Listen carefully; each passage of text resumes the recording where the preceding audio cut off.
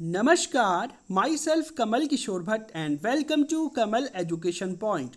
पाकिस्तान को एक बार फिर से सता रहा है एफएटीएफ की ग्रे लिस्ट में जाने का डर और पाकिस्तान ने बाकायदा भारत पर आरोप लगाया है कि भारत अमेरिका के साथ मिलकर पाकिस्तान के खिलाफ इस तरह का षड्यंत्र रच रहा है और भारत अपने षड्यंत्र में कभी भी कामयाब नहीं हो पाएगा। तो क्या है FATF, financial action task force, और पाकिस्तान इतना ज़्यादा क्यों कंसर्न है एफएटीएफ की ग्रे लिस्ट में जाने को लेकर, और अगर किसी कंट्री को एफएटीएफ की ग्रे लिस्ट में या फिर ब्लैक लिस्ट कर दिया जाता है तो उसका उस कंट्री पर क्या प्रभाव पड़ता है। आज से 1 से 1.5 महीने पहले मैंने एक सेशन कवर किया था जिसमें मैंने आपको बताया था कि अमेरिका और वेस्टर्न वर्ल्ड चाहते हैं कि जो रशिया है उसको एफएटीएफ से तो निकाल दिया ही था इन्होंने, अब चाहते हैं कि एफएटीएफ की ब्लैक लिस्ट में रशिया को डाला जाए। तो इस मामले को लेकर क्या डेवलपमेंट हुई है सब कुछ मैं आपको विस्तार से समझाऊंगा। सबसे पहले जान लेते हैं कि पाकिस्तान को आखिर इतनी चिंता क्यों है एफएटीएफ में ब्लैक लिस्ट में, एफएटीएफ की ग्रे लिस्ट में जाने की। तो आपको पता होगा हाल ही में पीएम मोदी जो है अमेरिका के दौरे पर गए थे, तो अमेरिका और भारत ने मिलकर एक जॉइंट स्टेटमेंट निकाला था। अब ये जॉइंट स्टेटमेंट बहुत ज़्यादा इंपॉर्टेंट है। क्यों इंपॉर्टेंट है? क्योंकि एक्चुअल में अमेरिका बहुत गिने चुने देशों के साथ ही जॉइंट स्टेटमेंट जो है जारी करता है, जिसमें से भारत एक। अमेरिका अपने जो नाटो के अलाइज हैं, बाकायदा जो वेस्टर्न कंट्रीज है जो हर मुद्दे पर अमेरिका का साथ देते हैं, उनके साथ तक अमेरिका जॉइंट स्टेटमेंट निकालने से पहले 100 बार सोचता है। यानी कि कुछ गिने चुने ही देश होते हैं जहां पर जो है अमेरिका उन देशों के साथ जॉइंट स्टेटमेंट निकालता है। तो ऐसा ही जॉइंट स्टेटमेंट यूएस और इंडिया के बीच में भी सामने आया था, जिसमें ऐसा नहीं है कि इस जॉइंट स्टेटमेंट में पूरी तरह से पाकिस्तान की चर्चा हो रही हो, पाकिस्तान की आलोचना की जा रही हो, ऐसा कुछ भी नहीं है। इसमें बहुत सारे बिंदु है, स्पेस से लेकर के अलग अलग चीज़ों के बारे में बात की है। मोर देन जो है 50 से ज़्यादा पैराग्राफ यहाँ पर है जिसमें अलग अलग चीज़ों पर डिस्कशन किया गया था, इन्वेस्टमेंट को लेकर और भी बहुत सारी चीज़ें थी। अंतरिक्ष कार्यक्रम है, जो वॉर कार्यक्रम है, ठीक है। इसके अलावा भारत को हथियारों की सप्लाई, ड्रोन, ये बहुत सारी लंबी चौड़ी इसमें लिस्ट थी, जिसमें से एक पैराग्राफ में पाकिस्तान की भी चर्चा है। जो पैराग्राफ नंबर 32 में यहाँ पर ये प्रावधान किए गए हैं अमेरिका के द्वारा कि भारत और यूएस दोनों मिलकर के जो ग्लोबल लेवल पर जो टेररिज्म यानी कि जो आतंकवाद वैश्विक स्तर पर चल रहा है इसके खिलाफ कार्रवाई करेंगे।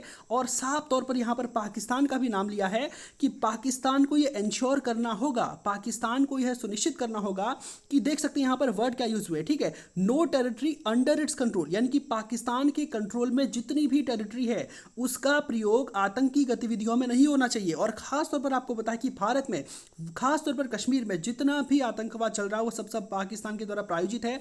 आपको ऐसे हजारों एग्जाम्पल मिल जाएंगे और पूरी दुनिया भी इस बात को जानती है कि पाकिस्तान, भारत में जो आतंकवाद चल रहा है वो पाकिस्तान की ही वजह से है।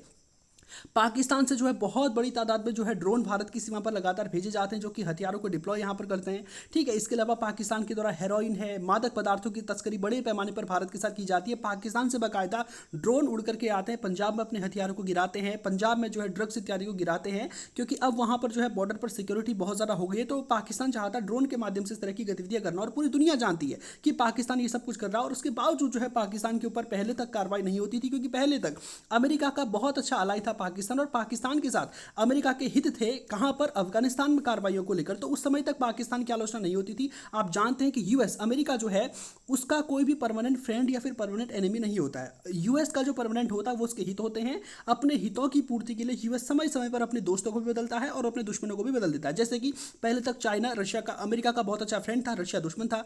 अब चाइना दुश्मन हो गया, भारत दोस्त हो गया, ठीक है। और इससे पहले भारत दुश्मन था और पाकिस्तान दोस्त था। क्यों? देखो, पाकिस्तान को अमेरिका ने इतनी ज्यादा फाइनेंशियल हेल्प की है।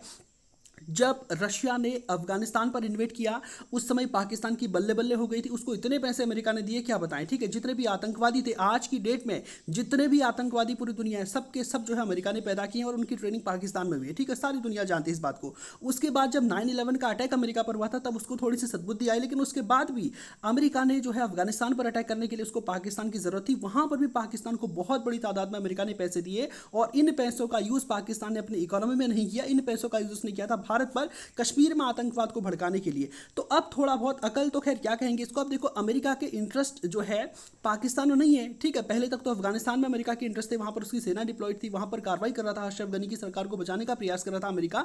लेकिन अब तो अमेरिका तालिबान से जा चुका है, वहां पर तालिबान की सरकार आएगी। तो अब जो है अमेरिका के लॉन्ग टर्म में कोई हित नहीं दिख रहे हैं पाकिस्तान में, इसलिए अमेरिका ने भारत को पकड़ा है। और साफ तौर पर इसका जो पैराग्राफ नंबर 32 यहां पर पाकिस्तान को कहा है कि आप जो है अपने यहां पर जो भी आतंकवादी चल चल रहे हैं इन सब पर कार्रवाई करेंगे, अन्यथा जो फाइनेंशियल एक्शन टास्क फोर्स है आपके खिलाफ कार्रवाई कर सकती है। तो जब से पाकिस्तान ने देखा है कि जो 32 नंबर का पॉइंट है, तो पाकिस्तान ने बाकायदा इसकी आलोचना की है और इसका कहना है कि बाइडेन मोदी मीडिया मिंट का आर्टिकल छपा है, Pakistan calls India US joint statement one sided and misleading, यानी कि भारत और अमेरिका का जो जॉइंट स्टेटमेंट है, इसका जो पैराग्राफ नंबर 32 है ये वन साइडेड है, केवल एक तरफा है और भ्रामक है। ये आरोप पाकिस्तान ने बाकायदा लगाया है और पाकिस्तान का कहना है कि हम कभी भी अपनी टेरिटरी को आतंकी गतिविधियों के लिए यूज़ नहीं करते। कश्मीर में जो आतंकवाद हो रहा है वो भारत की वजह से हो रहा है, वहाँ के लोग लड़ रहे हैं, जबकि सब जानते हैं कि कश्मीर में आतंकवाद बिल्कुल भी नहीं था। 1980s के दौर तक पाकिस्तान कश्मीर बिल्कुल शांत था, उससे पहले तक हम जानते हैं हमारा पंजाब सुलग रहा था, ठीक है। उसके बाद जो है पाकिस्तान ने लगातार हस्तक्षेप करने का प्रयास किया था और 90s के दौर से जो है पाकिस्तान की हरकतों की वजह से 80-90s के दौर के बाद कश्मीर में इस तरह का आतंकवाद देखने को मिला था, ठीक है। तो यहाँ पर ये सब कुछ चल रहा है और पाकिस्तान का आपको पता होगा, पाकिस्तान का इतिहास लगातार रही है, एफएटीएफ में ग्रे लिस्ट में जाता रहता है और निकलता रहता है, ठीक है। इससे पहले भी पाकिस्तान 2008 में जो है एफएटीएफ की ग्रे लिस्ट में गया था और उसके बाद फिर निकल गया था, फिर 2012 में फिर गया, 2015 में फिर निकला, 2018 में लास्ट टाइम ये गया था और 2018 से लेकर के लगभग 2022 पिछले साल के ही अक्टूबर के महीने में यहाँ से बाहर निकला। फिर से पाकिस्तान को तैयारी चल रही कि इसको फिर से एफएटीएफ की ग्रे लिस्ट में डाला जाए। तो क्या होती है ग्रे लिस्ट और क्या होती है ब्लैक लिस्ट और एफएटीएफ आखिर होता क्या, सबसे पहले इसको बता देता हूं, ठीक है। देखिए एफएटीएफ की बात करें तो एफएटीएफ का फुल फॉर्म होता है financial action task force. Financial action यानी कि पैसों से रिलेटेड होगा, ठीक है। तो जो एफएटीएफ है इसकी स्थापना हुई थी 1989 में। 1989 में एक्चुअल में जो G7 की बैठक थी, ये पेरिस समिट एफएटीएफ की हो रही थी, ठीक है। जो G7 में की एक बैठक चल रही थी पेरिस में, यहाँ पर G7 कंट्रीज ने डिसाइड किया कि क्यों ना हम दुनिया में एक ऐसा निकाय बनाएं जो पूरी दुनिया पर नजर रखे। अगर किसी दुनिया के देश में आतंकवादियों का पोषण हो रहा होगा, कोई दुनिया का देश अगर आतंकवादियों का पोषण कर रहा होगा, उनको फाइनेंशियली हेल्प कर रहा होगा या फिर मनी लॉन्ड्रिंग के जरिए किसी तरह से दुनिया के किसी दूसरे देश के आतंकी संगठन को पैसा पहुंचा रहा होगा, तो उसके खिलाफ हम कार्रवाई कर सकें। तो इस उद्देश्य से 1989 में वैश्विक स्तर पर G7 के द्वारा एफएटीएफ की स्थापना की गई। भारत जो है 2006 में भारत को इसका ऑब्जर्वर स्टेट प्राप्त हुआ। 2010 से भारत जो है इसका परमानेंट मेंबर है। तो अब यहाँ पर एक्चुअल में है ये है कि तो एफएटीएफ की जो कंट्रीज है ये पूरी दुनिया में देखती हैं कि कहाँ कहाँ पर जो है इस तरह की गतिविधियाँ हो रही हैं, आतंकवाद को पोषण किया जा रहा है। और अगर एफएटीएफ को लगता है कि किसी कंट्री में कुछ गड़बड़ है, यहाँ पर मनी लॉन्ड्रिंग हो रही है या फिर मनी लॉन्ड्रिंग के जरिए टेररिस्ट तक पैसा पहुँचाया जा रहा है अपने देश के, या फिर कोई देश जो है आतंकवादी को अपने देश में रख रहा है, तो एफएटीएफ सबसे पहले क्या करता है, उस कंट्री को ग्रे लिस्ट में डालता है। ग्रे लिस्ट का मतलब क्या है कि चेतावनी दी जाती है आपको, ठीक है। यानी कि एफएटीएफ की ग्रे लिस्ट में जाने का मतलब है कि पाकिस्तान को साफ साफ चेतावनी दी जा रही है कि उसके देश में हमको शक है कि ऐसी ऐसी गतिविधियां हो रही है। पाकिस्तान को बाकायदा अगर कोई कंट्री एफएटीएफ की ग्रे लिस्ट में जाता है तो एफएटीएफ उसको एक पूरा का पूरा डॉक्यूमेंट पकड़ाता है कि हमको शक है कि तुम्हारे देश में ये सब कुछ हो रहा है और अगर तुम अपने देश में इन इन बिंदुओं पर काम नहीं करोगे तो हम आपको ब्लैकलिस्ट कर देंगे। और जब ब्लैकलिस्ट कोई कंट्री हो जाता है तो उसके बाद उस देश का एक तरह से बहिष्कार हो जाता है, आर्थिक बहिष्कार पूरी दुनिया से हो जाता है और उस कंट्री को दुनिया के जितने भी बैंक है, जैसे आप जानते हैं वर्ल्ड बैंक है, वर्ल्ड बैंक जो है फाइनेंस करता है डेवलपमेंट के इश्यूज को लेकर, तो वहां से उसको लोन नहीं मिलेगा। आईएमएफ है, इंटरनेशनल मॉनेटरी फंड, अगर कोई कंट्री दिवालिया हो जाता तो उसको लोन नहीं मिलेगा। इसके अलावा एडीबी है, Asian development bank, BRICS bank है और भी बहुत सारे बैंक है दुनिया के, ठीक है। तो इन बैंकों में से कोई भी बैंक इसको लोन नहीं देगा और इंटरनेशनली उस कंट्री का ट्रेड इतना ज़्यादा इफेक्ट होता है कि यानी कि अगर मान लीजिए हमको उस कंट्री के साथ ट्रेड करना है तो आईएमएफ नहीं, सॉरी, ये जो एफएटीएफ इसकी बहुत सारे रिस्ट्रिक्शंस का पालन उसमें करना होता है। तो कहने का मतलब है कि अगर किसी कंट्री को एफएटीएफ ब्लैकलिस्ट कर देता, अभी ग्रे लिस्ट में तो चलो ठीक है, ग्रे लिस्ट में अगर कोई कंट्री होता तो उसको लोन तो मिल ही जाता, लेकिन बहुत प्रॉब्लम होती है, ठीक है। लोन तो मिल जाता है और साथ ही साथ उस कंट्री का इन्वेस्टमेंट भी बहुत बड़े पैमाने पर प्रभावित होता है, क्योंकि जो इन्वेस्टर्स होते हैं ना वो एक लॉन्ग टर्म का सोच करके इन्वेस्ट करते हैं। अगर कोई कंट्री एफएटीएफ की ग्रे लिस्ट में है तो साफ बात है कि उस कंट्री से दुनिया के जो विकसित देश हैं, बड़े बड़े देश हैं, वो नाराज है और किसी भी समय उस देश पर गाज गिर सकती है।